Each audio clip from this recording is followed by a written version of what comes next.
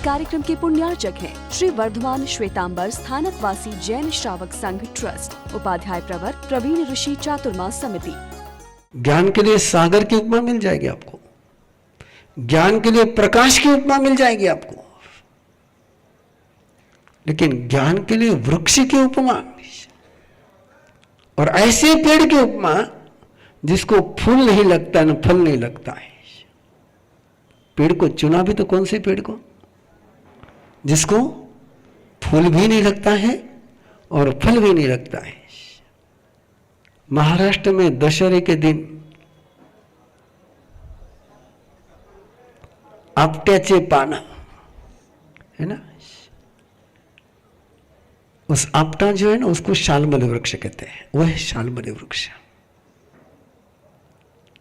उसको ना फल लगते हैं ना फूल लगते हैं, लेकिन लगते क्या केवल पत्ते हैं।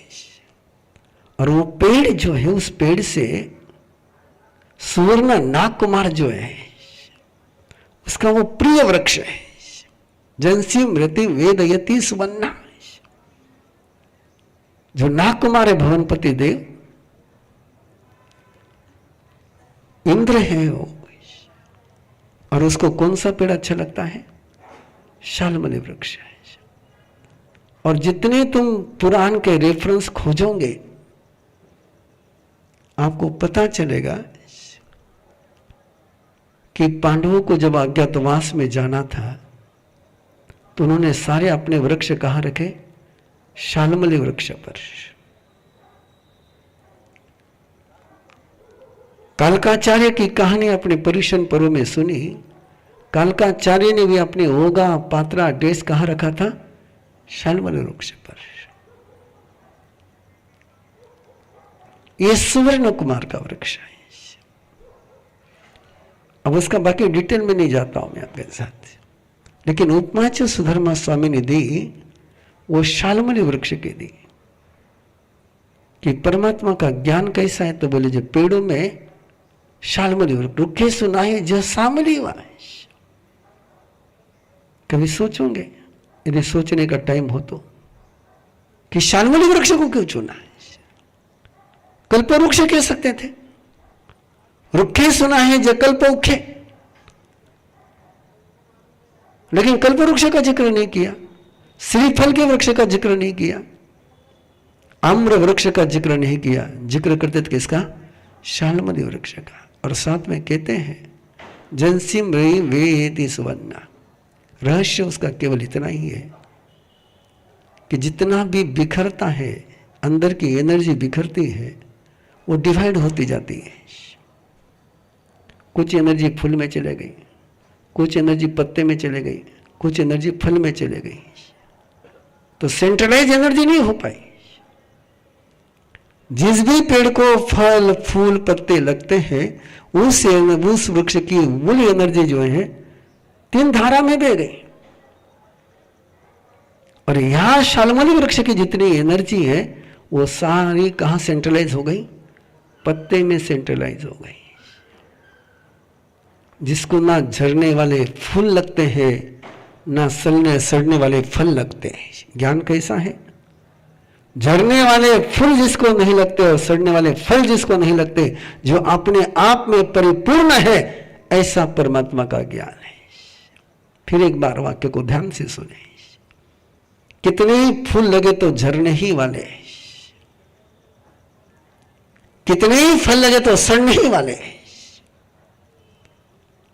और फूल नहीं लगा, फल नहीं लगा, इसका मतलब एनर्जी झरी भी नहीं और सड़ी भी नहीं। परमात्मा का ज्ञान ना झरता है ना सड़ता है।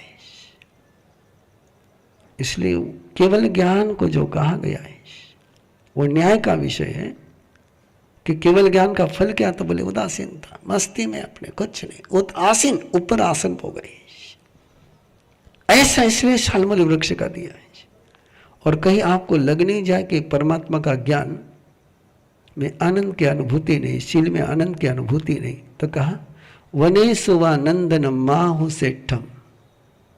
पेड़ों में शालमली वृक्ष और फॉरेस्ट में नंदनवन।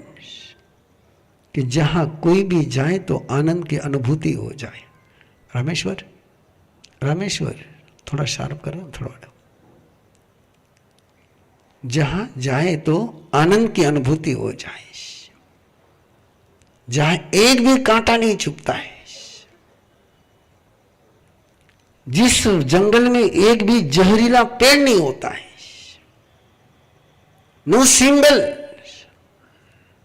नंदनवन उसको कहते कि जहां एक भी जहरीला पेड़ नहीं होता है, एक भी कांटा नहीं होता है, 12 ही महीने जहां पर केवल केवल केवल आनंद की ही अनुभूति होती है, और नैसर्गिक,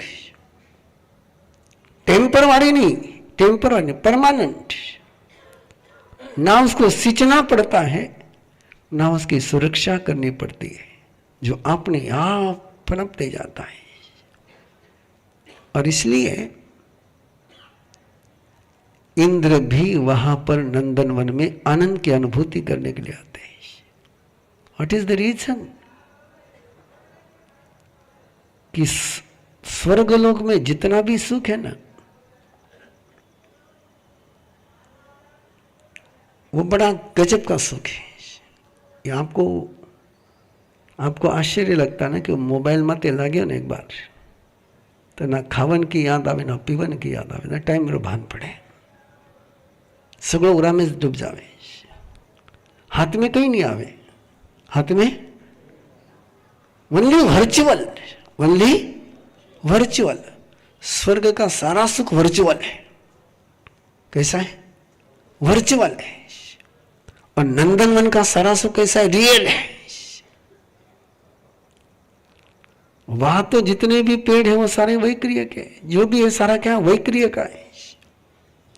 जैसा चाहो वैसा बना लो, लेकिन यहां चाहने का सवाल ही नहीं, रेडी माल है। गोचरी का आनंद पता है आपको? हेलो, गोचरी का आनंद पता है आपको? नहीं ना? हाँ, इसलिए आप नंदनवन का आनंद महसूस नहीं कर सकते। आपको जो खाना होता है आपको बनाना पड़ता है, जो खाना है वो बनाना पड़ता है। खावन की इच्छा भी करनी पड़े, यो पदार्थ खावनो है, इन्हें इसको बनावनो है। हम सब नंदनवन में जाते हैं। गोचरी क्या है? नंदनवन है। बनाना नहीं है, भगवान का बनाना नहीं। हाँ, गणेशो रियते पुप्पेसो बमराजा, नो हेडेक। और तुम कितना ही कुछ भी करो, थाका थाली में मैक्सिमम 2 या 3 सब्जियां आ सके। एक बार थे महाराज की पात्री देख लो ना तो घर छोड़ने हटा जाओ।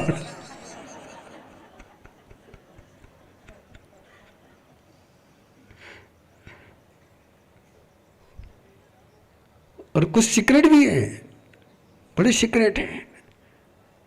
थाका थाली में फल को जो को हाथ में आईला वो थाका थाली में आईला। महाका पात्र में फल को आवता नहीं, देखे कौन सो नरम है।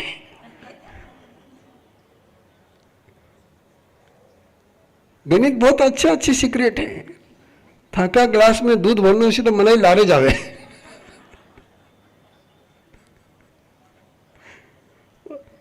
और महाराज ना पात्र में दूध दे रहा उसरा तो देख लो थे किरो नंदन वाले, है ना? तो गोचरी है, नंदनवन है ना? बाकी सब तो उद्देश्य हम के गढ़ में था मामला है। क्यों परमात्मा ने कहा कि औदेशिक मत ले, कि औदेशिक जब भी लेगा तो वही होगा मामला। और ये क्या है? नंदनवन है। वने सवा नंदन माहु सेटम, जैसे नंदनवन है। परमात्मा का ज्ञान कैसा है? अपना ज्ञान कैसा है? हेलो, बबुल वन है। कैसा वन है? अपने ज्ञान में कांटे के अलावा कुछ चुभता ही नहीं। ज्ञान हुआ और कांटा नहीं चुभा। एक आधा अनुभव आपका, ज्ञान हुआ और कांटो नहीं चुभ्यो। कहीं मालूम पड़ जाए। मैं एग्जाम्पल रिपीटेडली देता हूं कुछ, कि बड़े वो सेल लगा था ना, सेल में परचेस कर करके घर पर गए और परचेस करने के बाद सहेली के साथ शेयर नहीं करे तो हजम नहीं होता। तो जो साड़ी परचेस करके लाई थी वो सहेली के साथ शेयर करी। अब इसको लगा बहुत सस्ते में मिली, बड़ी खुश थी और सहेली को बताया तो सहेली ने अंदर जाकर के साड़ी लेकर के आई। बोले तूने 1000 में लाई, यही साड़ी में कल 500 में लाई। अब बताओ ज्ञान होने के बाद सुख हुआ कि दुख हुआ? क्या हुआ? ज्ञान से सुख की दुख? तो अपना ज्ञान कैसा है? बबूल का जंगल है। इसलिए कई बार थे बोलो ना, नहीं जाना वो तो सुख है। और मस्त वाक्य बोलते आप लोग, अज्ञान में सुख है। बोलो ना कई बार, अज्ञान में सुख है। नहीं, ज्ञान में सुख हो जाएगा यदि तुम्हारी प्रज्ञा भूति प्रज्ञा हो जाए तो। समृद्धि, कल्याण और सुरक्षा की प्रज्ञा हो जाए तो ज्ञान में नंदन मन की अनुभूति होती है। और समृद्धि की प्रज्ञा नहीं हो तो ज्ञान में परेशानी परेशानी। मंथरा ने कैकेयी को ज्ञान दिया। किसको ज्ञान दिया? कैकेयी को ज्ञान दिया। अगला खेल आपको पता है। और वो ज्ञान उसने दशरथ को दिया तो दशरथ की क्या हालत हुई वो भी आपको पता है। और वही ज्ञान उसने राम को दिया कैकेयी ने। राम समृद्ध हुए कि नहीं हुए? ज्ञान इक्वल है, ज्ञान इक्वल है, जानकारी इक्वल है।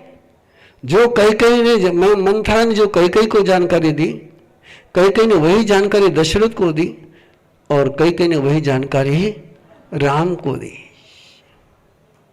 जानकारी में कोई अंतर है क्या? अंतर किसमें है? सुनने वाले में अंतर है कि जानकारी में अंतर है? हाँ, सुनने वाले के पास प्रज्ञा कौन सी है? राम के पास जो प्रज्ञा, राम चरम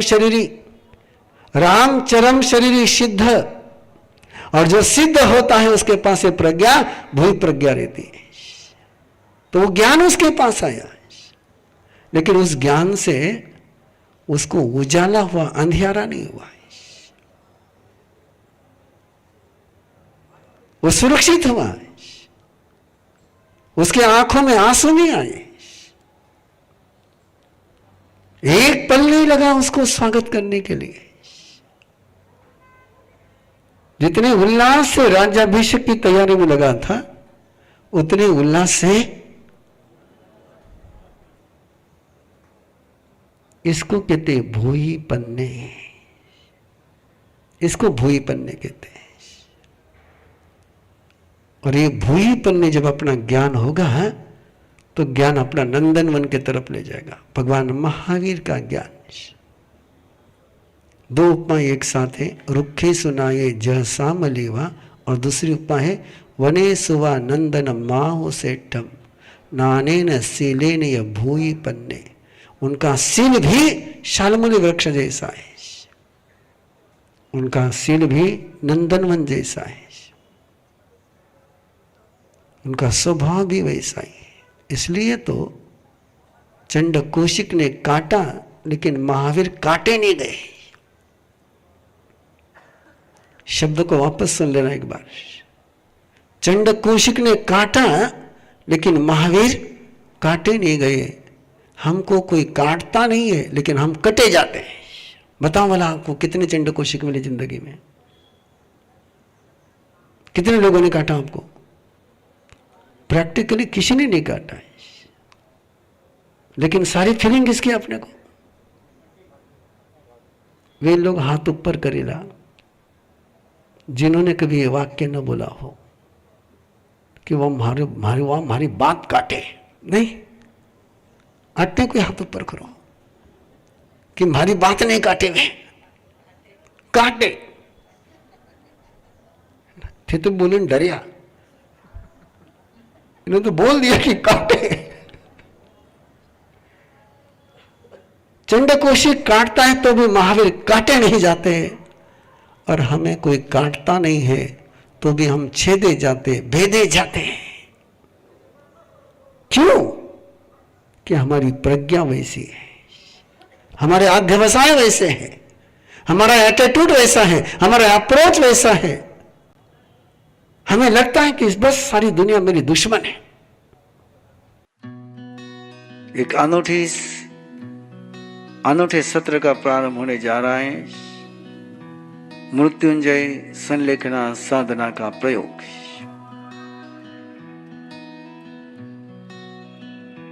कैसे रोजमर्रा की जिंदगी में उसका प्रयोग कर सकते हैं। यह मत सोचिए कि मृत्युंजय की साधना यानी मरने की तैयारी नहीं, संलेखना यानी मरने की तैयारी नहीं, तो संलेखना यानी स्वयं की अमरता के साथ जीने की तैयारी। स्वयं का जो अमर स्वभाव है, अमृत का स्वरूप है स्वयं का, उसकी जागरण की कला, उसकी जागरण की विधि, और वो जितनी जरूरी इस शरीर से विदा लेते समय है, उतना इस शरीर में जीते हुए भी उसका जागरण बहुत जरूरी है। इसलिए कई लोगों को लग रहा होगा कि मरने के पहले मरने की तैयारी क्यों करें, लेकिन ये संलेखना की साधना ने मरने की तैयारी नहीं है, तो उन पलों में भी कैसे जिंदा रहा जा सकता है, कैसे अमरता का एहसास किया जा सकता है, उसकी साधना है। जिनको आप जोड़ सकते हो, जिनको जुड़ना हो, उनका स्वागत है। तो आज ही रजिस्टर कीजिए, scan the QR code on screen और contact the number on screen for more details. इस कार्यक्रम के पुण्यार्चक हैं श्री वर्धमान श्वेतांबर स्थानकवासी जैन श्रावक संघ ट्रस्ट, उपाध्याय प्रवर प्रवीण ऋषि चातुर्मास समिति, महावीर भवन, इंदौर।